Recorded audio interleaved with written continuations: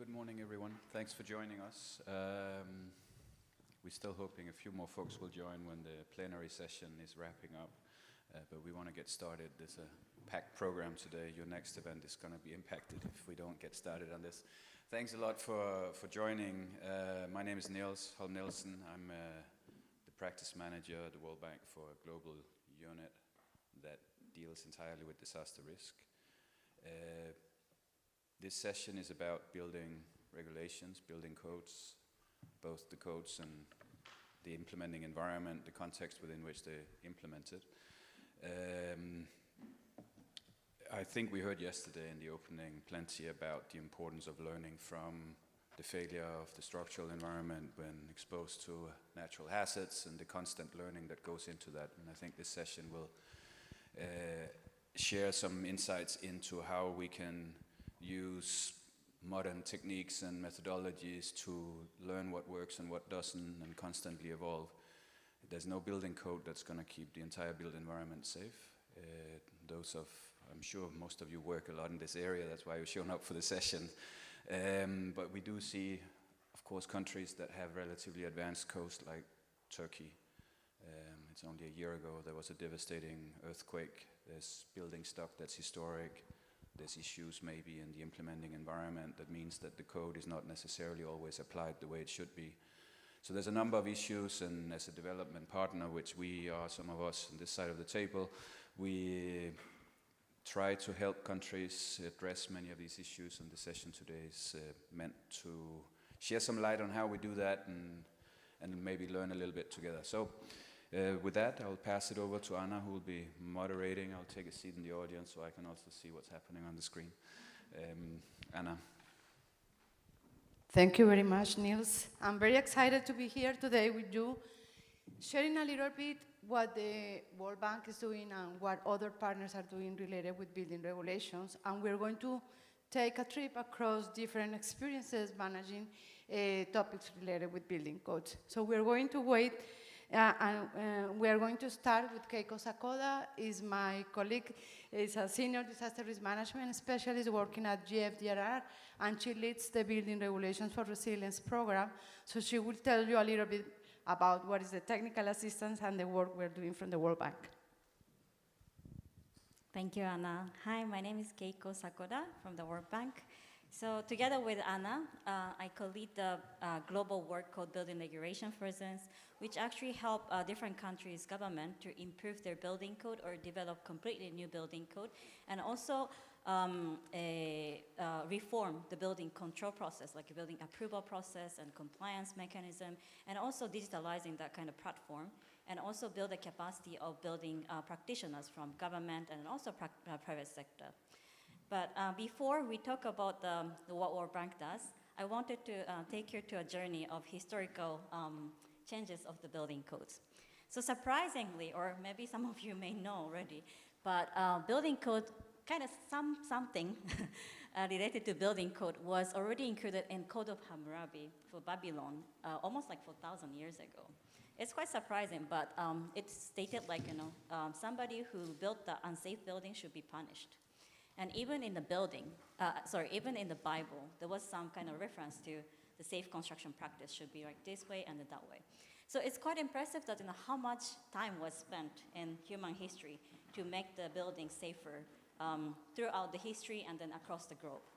And of course, as the modern engineering technology and the knowledge advances, of course, the building code provision became more, details and more, easy to follow and more logical to follow. But I think now what we need to also think is we need to understand the nature of incremental improvement of building codes. As I mentioned, even after 4,000 years, we still don't have perfect building code. Even like a high-income country and modern buildings, there is no like a perfect building code. We always try to improve. We always try to find better ways to design, better ways to comply. And that is the nature of the building code, which we wanted to highlight. For example, today in 21st century, we are thinking about the impact of the future climate and also changing societal needs. So we will talk about different change and also different perspective we need to pay attention to. related to this incremental improvement of the building codes. And why, I mean, I just wanted to step back a little bit, and I just wanted to also remind why we need to talk about building code, or why do we think building code is such an important aspect to invest. Building code is, of course, important. We intuitively understand, but there is also a reason behind, or science behind. So according to the US National Institute of Building Science, $1 investment for improving building code create the benefit of $13 in protecting and saving people's life, and then also assets, and also service, preventing losses of the services of the buildings. So, and also there are some data from Japan. This is an example from Kumamoto earthquake, but there are also like a data from Kobe earthquake. According to those data, obviously the buildings complied with the latest building code, survived much better through the earthquakes and other events. So this is already kind of convincing reason why we need to invest in having at least the better or advanced building code, and also why we need to have a compliance mechanism where people can easily apply to their building codes for their own buildings. And now I would like to talk about what we do as a World Bank. So through the World Bank, we help the government. For example, today we have a director from Zanzibar, where we work, but we have multiple tools to help understand what gaps exist in the current building code, or what kind of opportunity exists in improving. So through different kind of analytical tools, we identify entry points and share with the government and discuss with the government to come up with the priority actions. And we use qualitative assessment. Later, James will talk about quantitative approach. But I think these two different approaches are very complementary and interesting to support the countries. And since 2016, we have been supporting more than 30 countries around the world, across different part of the country, the globe.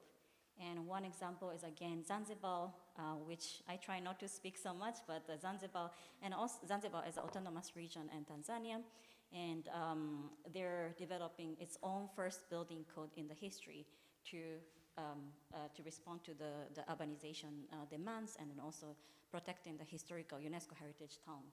And we'll hear more from Director Muchi later. And then in Sierra Leone, we conducted the comprehensive analytical work to identify some entry point. And now we are also helping the finalization of the draft building code, and also reforming the building approval process, and also digitalizing the platform. And Dominica is another example where we had an opportunity to contribute to the capacity building. So, as I mentioned, building code is one thing, but if the society doesn't have enough capacity to comply with it, we cannot really realize the safe buildings. So we need to invest in people. We need to make sure the building codes are written in a way that the people can understand. Not only the people who are educated high level, but also, the normal level education, people should also be able to understand and also apply to their own building practices. So in addition to those kind of country-specific support, we also provide global and regional knowledge. So how this becomes useful is, for example, we started in Sub-Saharan Africa last year. We were supporting specific countries in Sub-Saharan Africa, and then we started to realize, actually some of the countries have similar context. Why is that? So we wanted to explore what is the reason behind, and then how we can categorize those countries to approach maybe a little bit more kind of grouped way, not necessarily only going through, all countries one by one. So we went through 48 countries building code, and then analyzed what is there and then what is not there. So in the end, we came up with the 5 categories of groups of 48 countries. Category A, there's no legally adopted building code at all. Category B, there is a legally adopted planning and building control regulation, but nothing to do with the design aspect. Category C is there is a legally adopted building regulation framework for planning, designing, and controlling, but lacking some comprehensive design aspects. So there is design provisions, but some important elements are not covered. Category D is legally adopted building code framework. Building regulation exists for planning, design, and building control, and also comprehensive design provisions, but it's not updated since 2000. And last category, category E, has more kind of comprehensive, regulation and also updated since 2000. And if you see the number of countries, you see many countries are like category B or C in sub-Saharan Africa. And we also realize, depending on the historical context, what kind of code models that they follow. But not necessarily, those kind of traditional or maybe colonial time code is best fit for the local context of the country climate right at the moment. So there are many countries who are interested in updating their building code, but it is difficult to identify the exact entry points. So here we come to help. This is a regional study, but based on that regional study, we also realized in Latin America and Caribbean that the Inter-American Development Bank was also doing something similar in the country and in the region. So it was also very interesting to see there is also growing demand in relatively high income and then also more advanced kind of region. And that two works attracted more interest from different regions, and we are requested to do a kind of something similar study for other regions. So together with IDB, we are currently conducting the global study, replicating the Sub-Saharan Africa report. But of course, we don't have enough money and then time to cover entire almost 200 countries. So we are covering 25 countries, but we are hoping to come up with the findings by late this year or early next year. And how this global study can be helpful. For example, in Africa report, after the Africa report produced, when some country wanted to talk about the building code, we just quickly goes to the country. At the end of the report, we have a country summary. So we already know, okay, in country, okay, let's say if Malawi want to update the building code or develop the building code, we quickly go to our understanding, of summarized in the country summary. Okay, this is our understanding. Is this correct with your understanding? Then, here are kind of gaps we see, or, here's the opportunity that we see. Can we work from there? So by doing this kind of global and regional study, we can pre-identify the potential entry point already before, we initiate a conversation. So it is a kind of proactive way for us to start engaging with the government counterparts. And, sorry, I just want to finish the slide with the coming back to the title. So we took a journey of the history, and then now we are looking at the future. So in 2024, if we think about the 21st century's climate change, we know that the climate change impact is getting more and more exacerbated, and then the impact to the buildings and then people are getting more and more. So, for example, traditionally, building codes has been used to create the safety and the resilience against the seismic activities and then also wind-related activities, but not so much used for for example, like flood risk preventions or the heat protection. But it is becoming much more important than ever in the current situation, and some countries, including the high-income country, started to address these urban flood issue and then urban heat issue within the building codes. So these are something that we are looking into right now. And also, for example, if you think about the flood, previously you thought, this area is fairly safe, against the flood, but not anymore. Then, maybe in addition to the traditional urban planning, solution, you need to also think, okay, if we need to really build the buildings in this floodplain, what kind of building will be suitable? Maybe building needs to be elevated to let the water flow. Maybe combining with urban planning to install the proper drainage system. So we need to come up with solution to combining urban planning and building codes to come up to establish more kind of safe and then resilient built environment. And of course, not only the safety element, but I just want to finish my slide with some lessons. Of course, I talked about resilience because of the understanding risk. But of course, as I mentioned, the heat issue is related to the green buildings. And not only the resilience and green aspect, but of course universal accessibility is very important when we think about the people. People have different ability, people have different gender, people have different backgrounds. So we need to make sure that we have a built environment that accommodates people's needs. And then, of course, as I mentioned, the building code needs to be catered to the local context. Of course, there are many great building codes from different parts of the world. And maybe, if you're in a position to develop your own country's building code, you may want to copy and paste from some other country's good practices. But sometimes you need to really pay attention to, does it really apply to my country? How can I modify for my country? So that localization is very important, but of course, it's also very important to learn from other countries, not to reinvent the wheel. And then the third aspect is adapting to the future climate. Again, this is, I think, no question that we need to think about.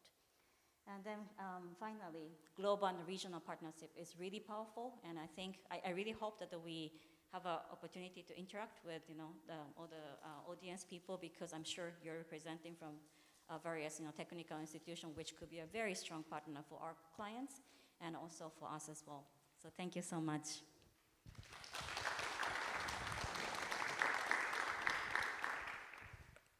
Thank you very much, Keiko. And I have to invite you to visit our webpage, where you will find all the toolkits and the elements that we have developed that contains the different elements for the green codes, resilient codes, and inclusive codes based on the international best practices if you are working in one of the countries developing the new building codes.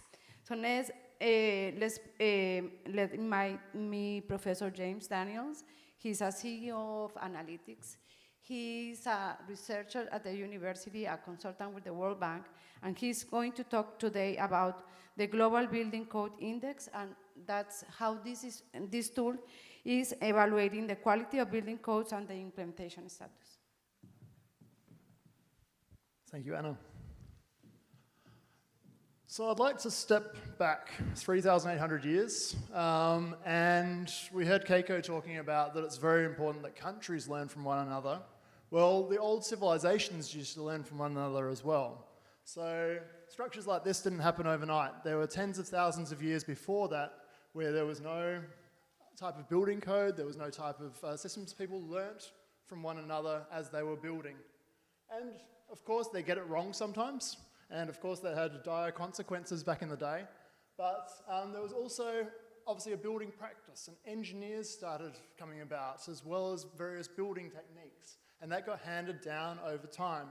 And so over time, the quality of engineering improved. Stepping forward, again, 3,700 years or so, the first types of seismic and hurricane building codes started occurring. And of course, depending on which country, depending on which location you're in, certain parts of it are important, certain parts not. So, of course, Mesopotamia back in the day didn't have too many hurricanes. Still doesn't. But the earthquakes, of course, and floods were what they needed to design for. So depending on which country you're in, say in Zanzibar, Zanzibar, of course, has problems with cyclones, versus then Mesopotamia, of course, or around there where that was more earthquakes. So we need to, as Keiko said, learn from countries, and we need to therefore be able to compare them. And so that's what this work really goes into, is trying to compare globally all of the different codes around the place to enable us to work out how we can then best essentially build a code for a particular region. So we put together a building code index, and what this is a composite index which takes into account that building practice and quality, because of course you can build a building not to code and it can still be a fantastic building. But also we reviewed all of the different seismic and hurricane codes around the place in order to combine these two together into a building code index, because you may have a fantastic code, but if it's not implemented, if people don't use it, then of course it's only as good as a piece of paper on the ground. So there's been many efforts over the years to obviously characterize which seismic and hurricane building codes are around the place. IAEE, so Professor Goichi, So the IAEE has developed over 50 years, essentially, all of the different seismic codes around the place and has really tried to document them. However, to quantitatively work out, the quality of the different codes, you need all of the different components the code has. Building codes are 400 pages long, and so these codes have a lot of different elements to them.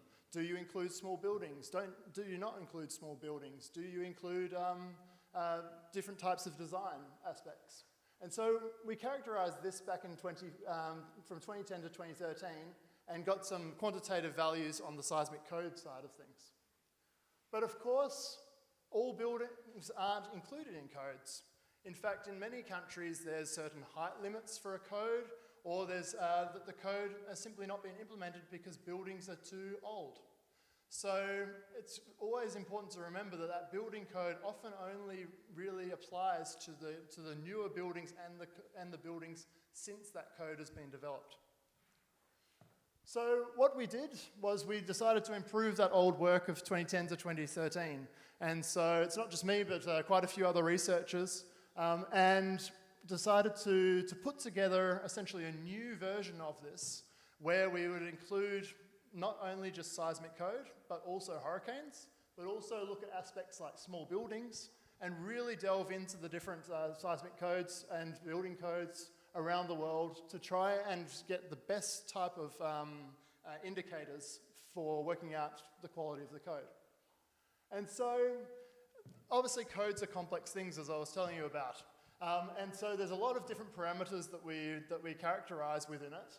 Things, as I said, like hurricane actions on the building, so the amount of wind or the amount of seismic input on the building, but also things like geotechnical design or performance requirements. So modern codes as well take into account on the seismic code side of things, you can risk sensitive or risk targets as well as displacement-based design. And so these types of things are important to characterize so that then we can learn from the countries which are doing it. Maybe it's not applicable, or maybe it doesn't need to be put into these to a certain country, but it allows us to compare between countries, and that's a very useful tool.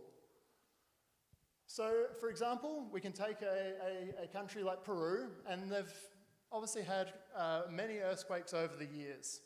They designed even before 1970. There was this building practice, of course. They learnt from the older earthquakes that they'd had previous to 1970, but they just didn't have a formal building code. So they already started at a decent level of seismic design. The massive 1970 Ancash earthquake occurred, and then the first types of design codes started to come in.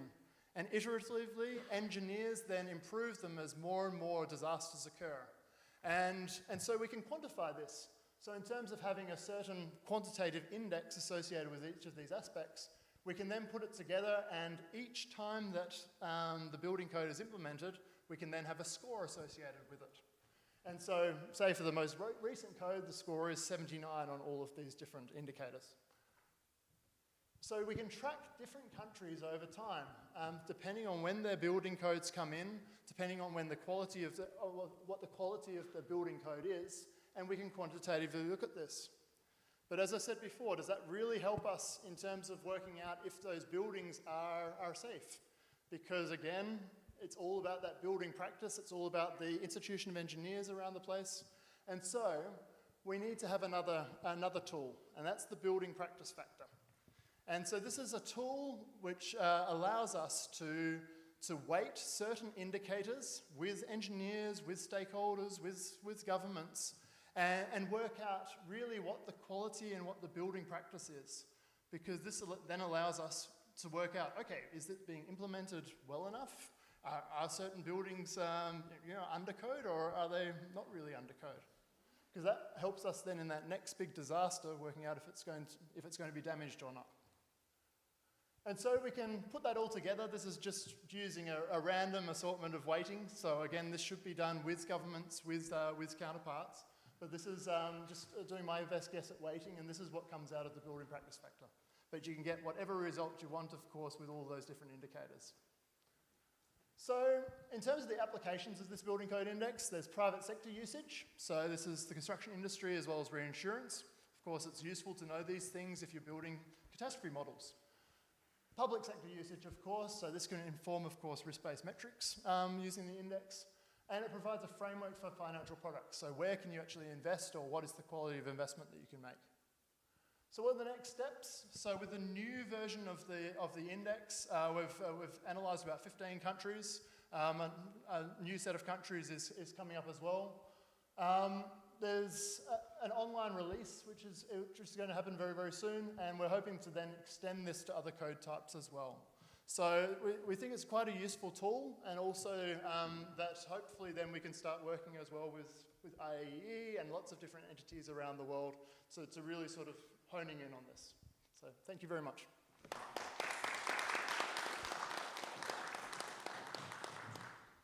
Thank you very much.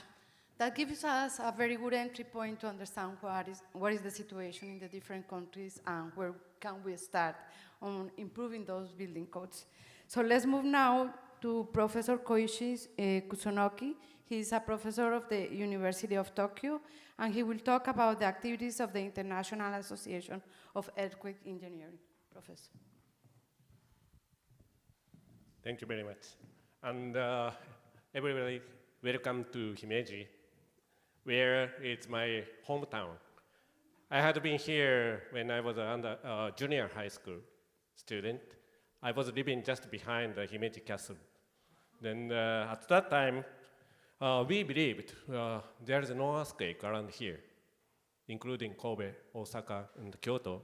I don't know why, but we just believed no earthquake will come in the Kansai area. That's just a rumor. As you may know, the Kobe earthquake hit the Kobe city, then the devastating earthquake. Then when I was a high school student, I was living in Kobe. Then I lost everything in just 10 seconds. So for sure, even in Japan, we didn't understand the risk of earthquake. Then when we got the modern building code in Japan, can you imagine?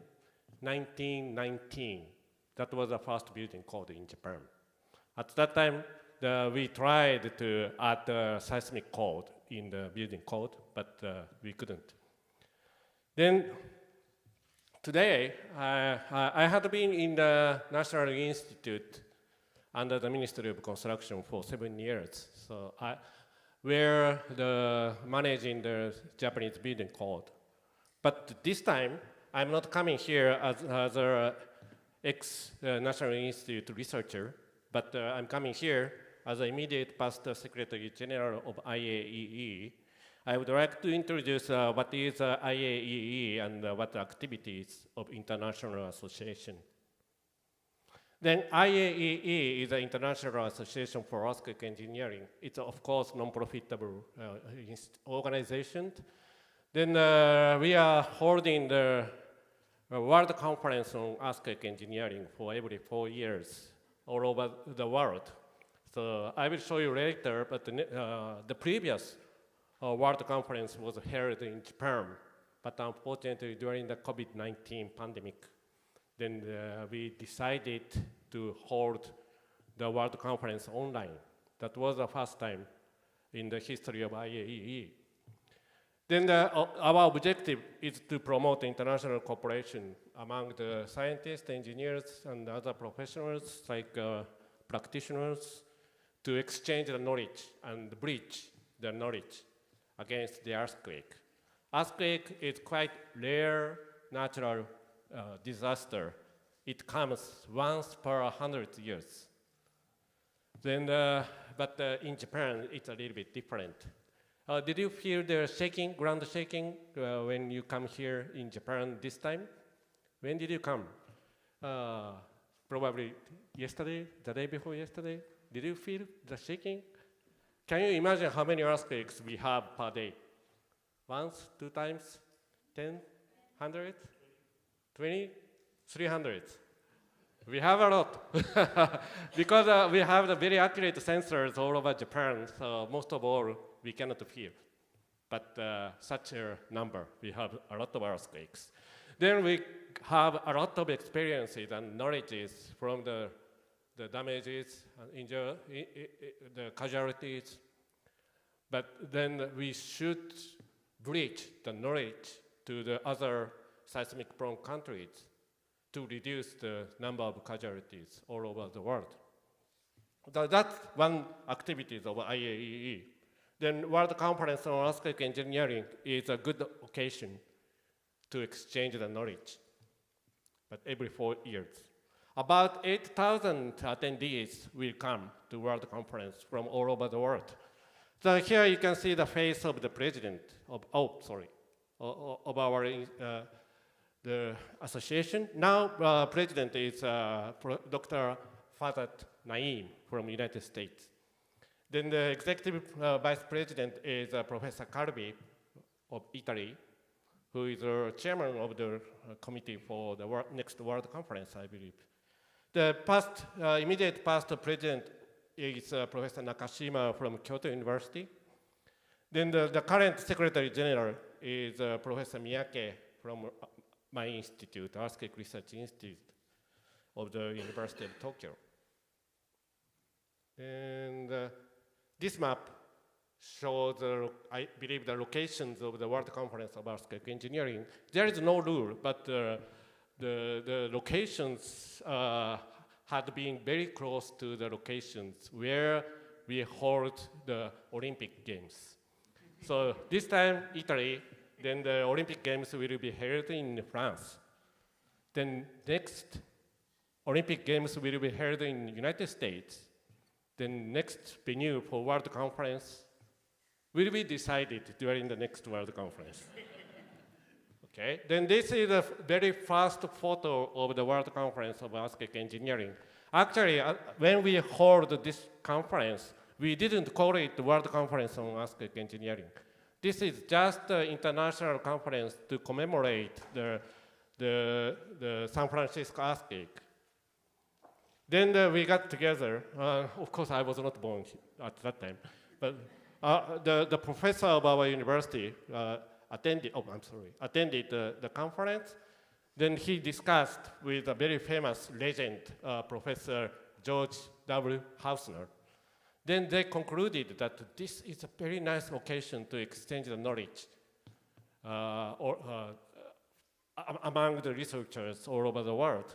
Then they decided, okay, from now on, we should call this as a World Conference on Earthquake Engineering. Then we should hold the next World Conference somewhere in the world. Then we investigated the history of international association because we commemorated the 50 years anniversary of IAEE activities about 10 years ago. Then at that time we investigated, then we found that Professor Muto of Japan was a founder.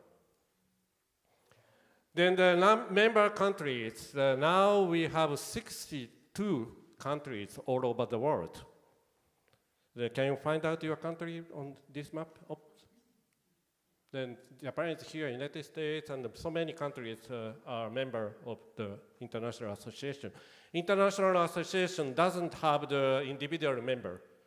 The member should be the representative organization of your own country. So then that means the 62 international domestic organizations are member of International Association. Then I would like to show you some of the activities of IAEE. This is a world list which was already introduced in the previous presentation. Thank you very much for that. This is the database of the seismic code all over the world. It was physically published, but it's not easy to get the volume. So about 10 years ago, we decided to change to the online the database. So now you can access to this database for free, of course. Just Google IAEE, then you can find out the database. So in this database, you can find out the latest seismic code of all member countries. Every 4 years, we ask the national delegate to update the database. So this year is for the World Conference so that's why we already asked all national delegates to update. Then this database is physically located in the International Institute of Seismology and Earthquake Engineering under the Building Research Institute of Japan. Then another main activity, one of the main activities of IAEE is to develop the World Housing Encyclopedia. The motivation of this activity is somehow similar to the seismic code database.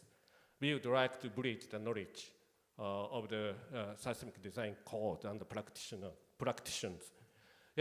For example, this one is for the residential houses.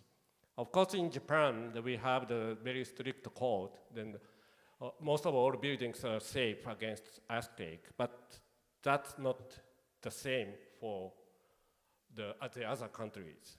We know we have a lot of experiences of earthquakes, disasters. Then we have the very appropriate building code, but sometimes it's not easy to share the knowledge or the way of construction with other countries. This is for that purpose. If you go to the site, you can find out the modern way of construction for residential houses, then to get the knowledge. Then if your country is interested in updating your code or regulations or whatever related to the housing, this is the site to visit. Okay? The feature with the World Housing Encyclopedia is,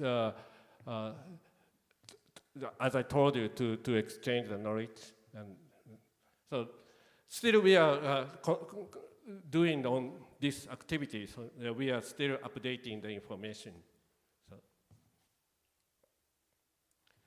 Then let's get back to the World Conference on Earthquake Engineering. Then in the beginning, the World Conference was rather small.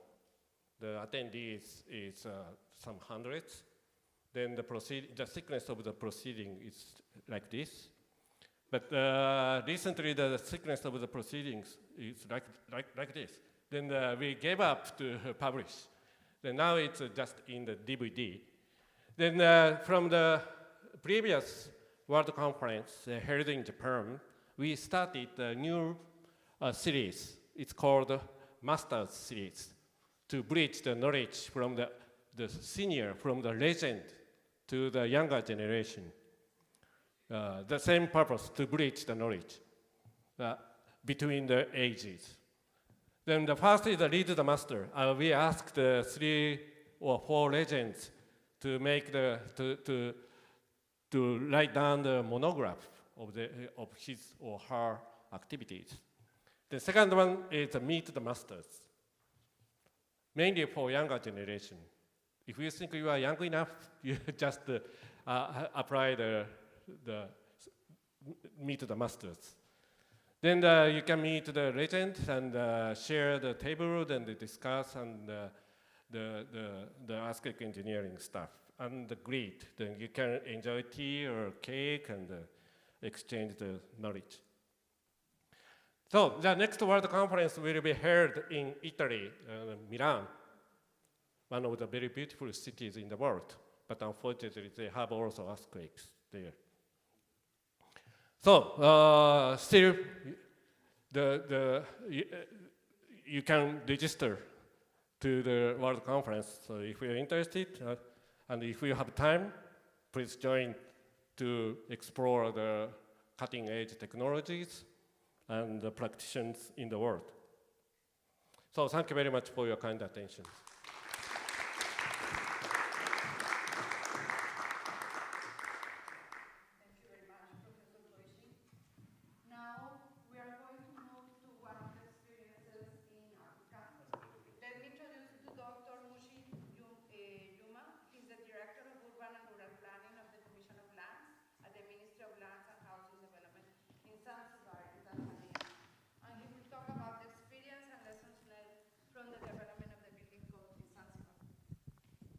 Thank you very much, moderator. Good morning, everyone. Today, we will have the chance to see how the small country is starting the creation of building code. And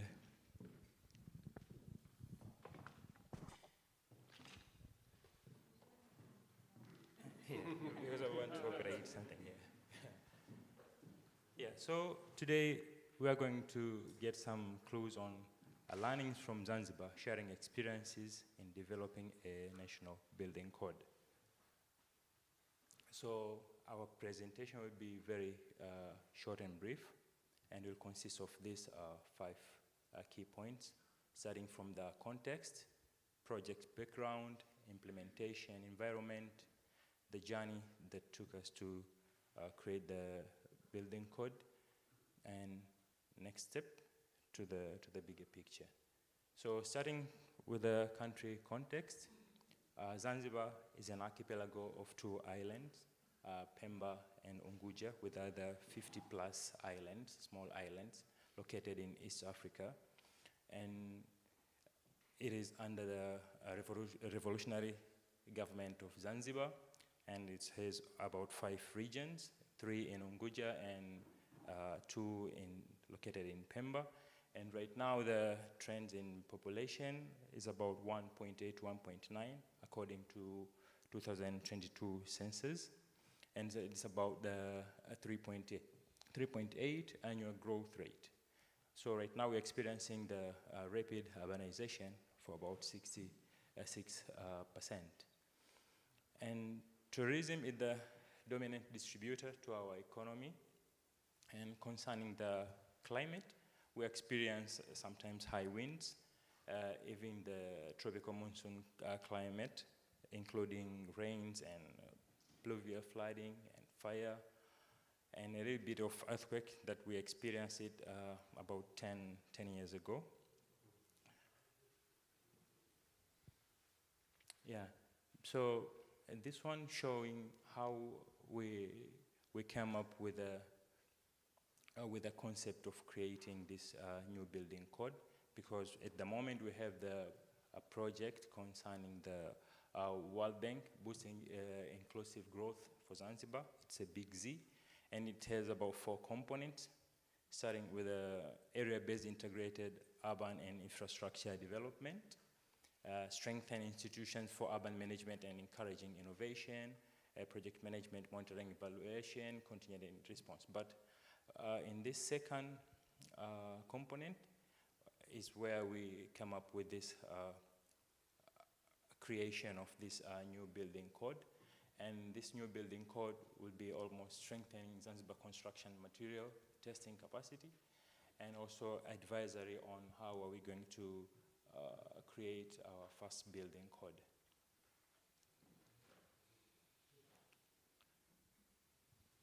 Yeah, so we come up to the building regulatory framework. Right now, we are in the phase 2, even though there are some 5s. So it's like we are crawling, still starting. And for this code development,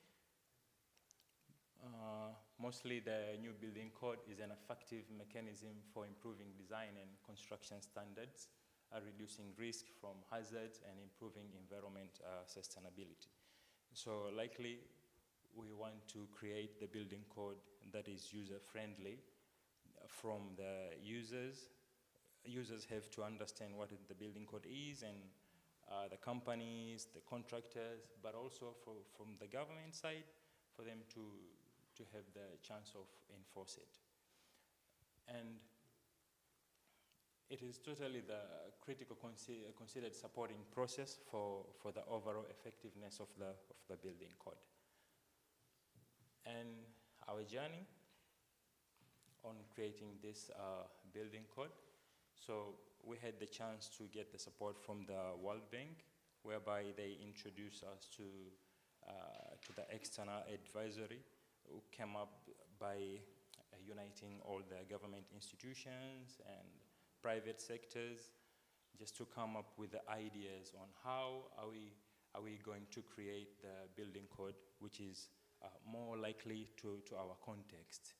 And after that, we had the chance to create the TOR that will help the appointment of the external advisor as a consultant who will come up with a creation of this building code by reflecting the TOR, which is almost in our context, local context. And after that, there will be the drafting of the code sections that will be used to the consultant, and then the code document production we will later on proceed.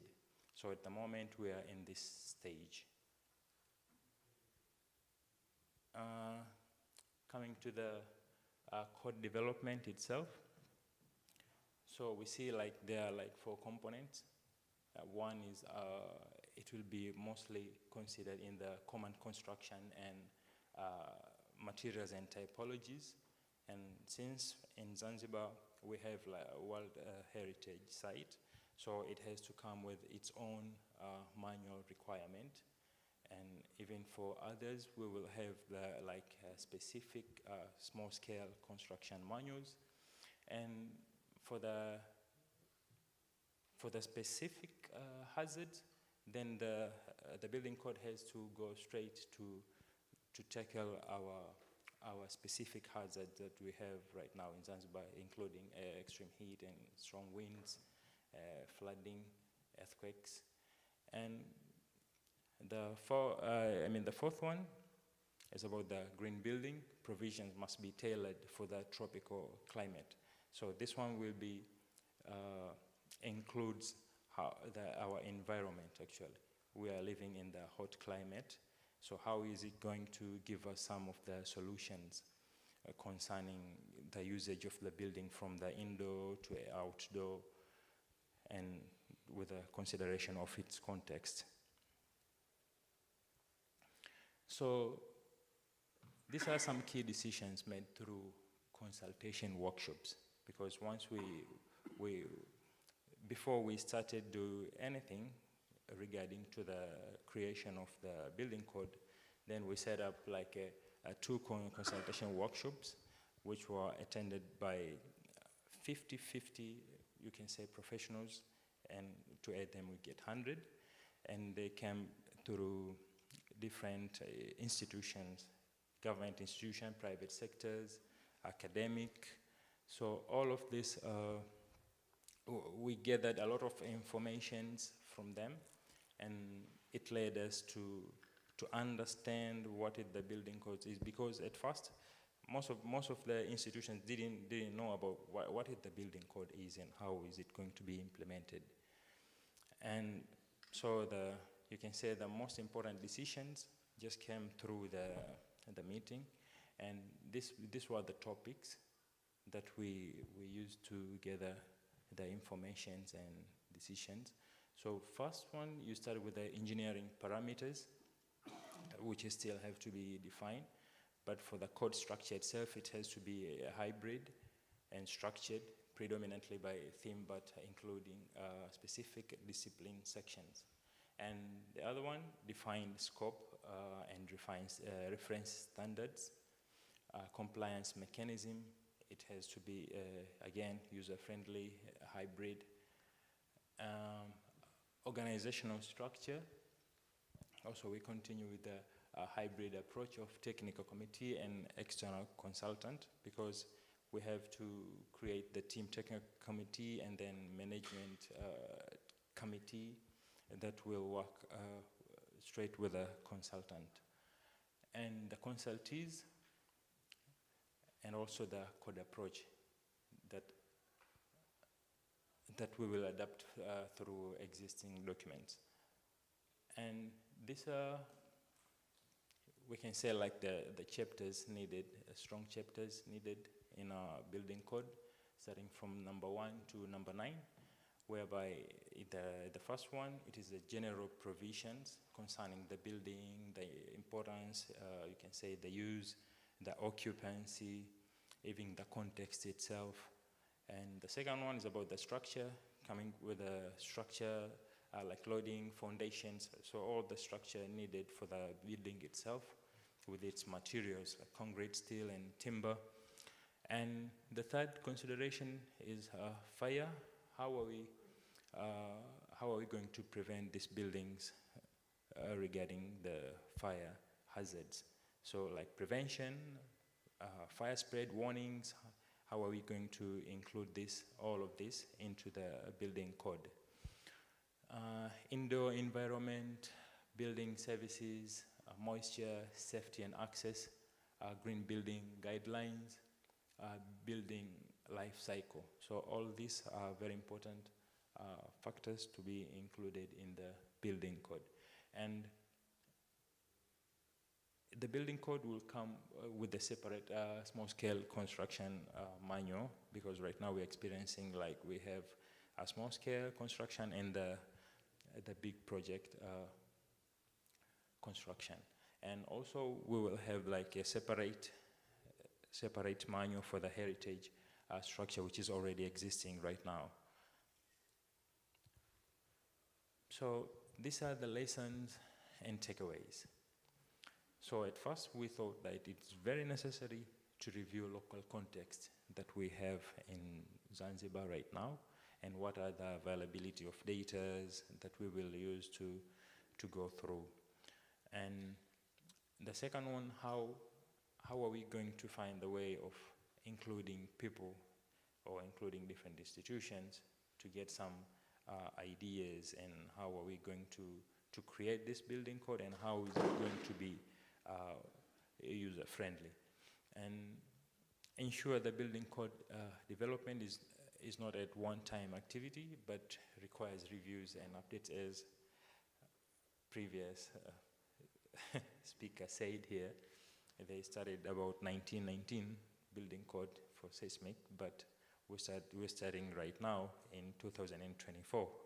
So it's likely it's a big gap, but we're trying to understand, and every day there's a lot of good topics, as we see from yesterday.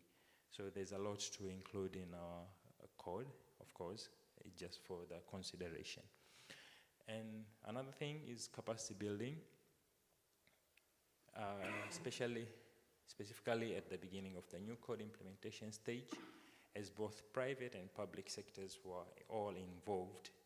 And it was not that easy, because we were coming through different, you can say, specialities. But then we were there until we were on the same page right now. So thank you.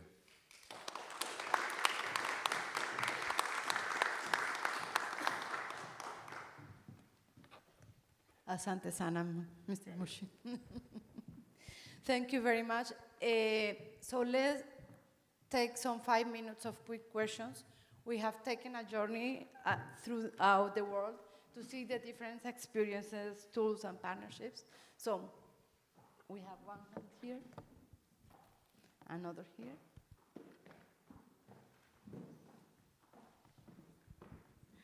Thank you all very much for those presentations. That was really informative for me.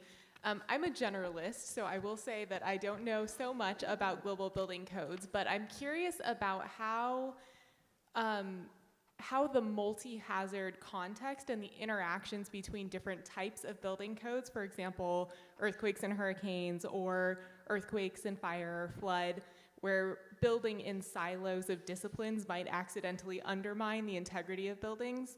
Can you speak to how that's going and what needs to happen in the future? Open to anyone who's interested in responding. Let's take a couple questions and we will answer all in package. Yeah, good morning. I'm Ramesh from Nepal. So in our experience, your second factor, the multiplication for the practice factor. So in many countries where we work, about 10 countries, that's what it's bringing down everything. So even if we have very good code, the implementation is so poor. So in your experience, how much is that? And then in your case also, like, very big chart for the, thermal constructions, but only one for the small buildings, and that's perhaps the most of the buildings there. So, how much emphasis on that? I think it's very important to consider.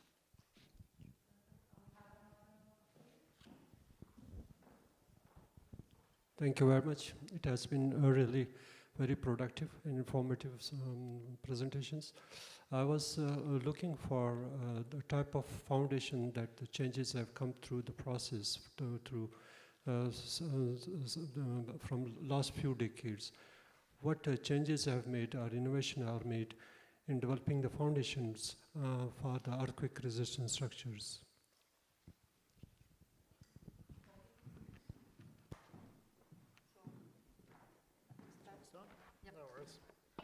So I might just start off with the multi-hazard one, and then we can work our way through, I think.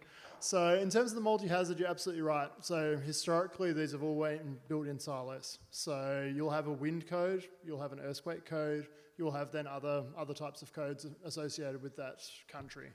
And absolutely right, as we build for energy change and as we build, new structures, we are seeing the issues that those codes aren't overlapping, and also the codes are not always updated at exactly the same time. So I can only agree with you, and I think it's something that we need to work on in nearly every country around the world. It's more for us as engineers. I think we need to work on this. It's also to do with with the building practice as well. So you're absolutely right as well. The building practice factor, of course, in most contexts, there can be a really, really good code. It's just not implemented. But it's up to the engineering associations of the world. It's up to then also local scale implementation. So we saw all the way that Zanzibar is going about their different types and their different chapters that they're building into the code. And that's, it's not a 1919 code. It looks as though it's going to be a very modern code, and that's attributed as well to all of the engineering associations, the 60 years or the 65 years of seismic codes that have been built, but also then the other ones. The next step is moving into multi-hazard. I'll let some... Okay. Thank you for the questions. Then multi-hazard issue is a quite hot issue right now in Japan. Then there are two kinds of multi-hazards. One is the same hazard but comes so simultaneously, like earthquakes. The Kumamoto earthquake happened in the 2016. The first earthquake happened in the midnight. Then less than 24 hours, stronger earthquake hit the area again. The many researchers were dispatched to the affected area. Then they were almost killed due to the second main shock. Then unfortunately, still in Japan, our seismic code is only for the one single earthquake. Then according to our building code, the building code says it's owner's responsibility to maintain the building as it was in the beginning. But recently the earthquake comes so many times and in a very, very short interval. So we started discussion if we should change our seismic code to deal with such a 2 times, 3 times earthquakes. The other one is a very similar multi-hazard issue. The typhoon comes so frequently in Japan because of the global warming issue. Most probably, recently, too many typhoons hit Japan. Every year, 2 times or 3 times, the flood occurs somewhere in Japan. Then many people are killed, much more than earthquake. So this time earthquake hit the central part of Japan, then it killed 250 people, unfortunately. But recently, the flood kills more. Then it comes every year. Then once typhoon hit Japan, it stays several days in Japan.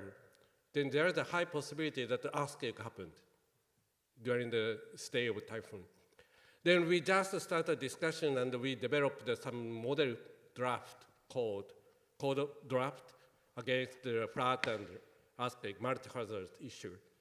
Then we are now discussing how to make it as one part of the building code.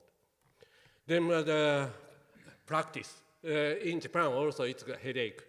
We got a pretty big scandal in the structural engineering field. One structural engineer made a fake document. Then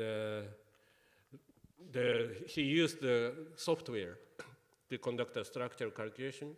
But if you print out all of the result, the thickness is like this. Then nobody can check. Then he erased some value. Then the computer says not good, but they just paste the good. Then nobody found. Then unfortunately, he had 250 projects. Then we investigated. We organized the special committee to re-evaluate all projects. Then we found most of all are fake. Then that can happen. Then we are still struggling how to tackle with that issue.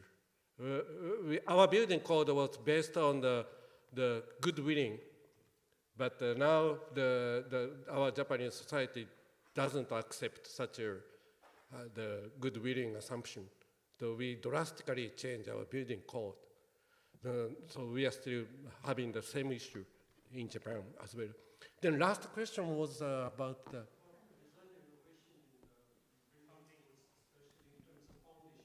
in terms of the foundations against earthquake, right? Do you know some information about the earthquake happened on January 1st? Then the 7-story reinforced concrete structure turned over. Then unfortunately, the one family was killed due to that accident. Then Japan organized a special committee to find out the reason.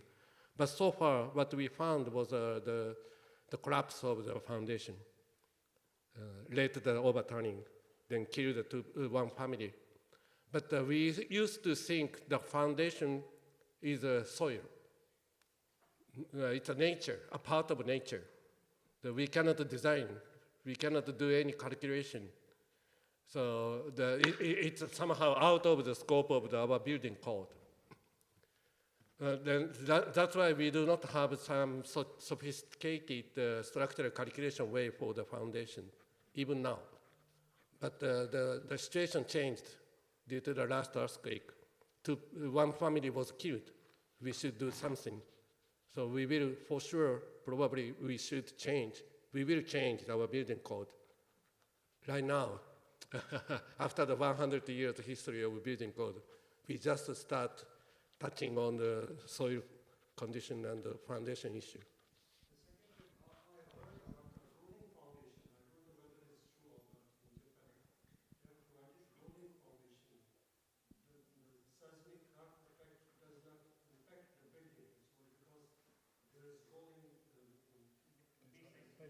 Base isolation. Base isolators. Yeah, you mean the... If the soil is soft enough, it's quite similar to the base isolated building. But it's true, but sometimes the uneven settlement can occur. Then we also have the base isolated building. It's getting more common in Japan, but the construction cost increase from 5 to 20%. So still somehow reluctant, the owners are reluctant to apply it. But base isolated buildings are very safe according to the field investigation after the earthquakes. No base isolated building suffered severe damage so far. Maybe this topic goes to full lecture from Professor Snoki. So yeah, maybe 4 years of lectures. So maybe, yeah, would you like to say, something about maybe construction practice? Yeah, maybe I will just add up for the question that was asked. But the structure that we have for the building code, for the future building code, we need to make it more reflect on the landscape construction of Zanzibar, especially our context. So it has to go with the local relevance, starting from the building, construction, safety, and its environment. So we will also not like to have the expensive building code, but it has to be well-defined and understandable to all, actually, starting from the small scale to the larger projects. Thank you. you. Maybe lastly, I just wanted to react to the multi-hazard aspect. I think again, the building code traditionally dealt with the earthquake and then also wind hazard, but because of the climate change impact, I think it's very important to address flood risk and then also extreme heat through the green building provisions. And many countries started to take action, but not necessarily all the countries. So I think these are definitely important improvements which can be done for the building code. But in addition to that, implementation is very important.